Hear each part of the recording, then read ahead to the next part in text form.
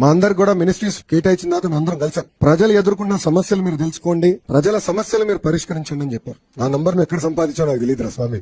పెట్టాడు ఆ రోజు, బాధ కలిగింది. ఏదో దీనికి సొల్యూషన్ ఉండాలి, ఏం చేయాలని ఆలోచించాం. నాకు మెసేజ్ పెట్టినండి, నేను ఇమ్మీడియట్ గా ఓఎస్డీ గారు చెప్పా, ఎటోగా సొల్యూషన్ ఎతకాలి, ఏం చేయాలి, పరిష్కారం మార్గం ఏంటని ఎతకాలి, వాట్ ఇస్ ద సొల్యూషన్ అని. సో మన అందరిలో ఆ శక్తి ఉంది. ఈ ప్రభుత్వంలో చాలా స్పష్టంగా ప్రజలకు కావాల్సిన ప్రభుత్వం ప్రజలకి అందుబాటులో ఉండాలి. ప్రజలు ఏ సమస్య ఏదో పరిష్కారం ఎత్తుకుతున్నారో అది అందించాల్సిన బాధ్యత మంత్రుల పైన ఉంది.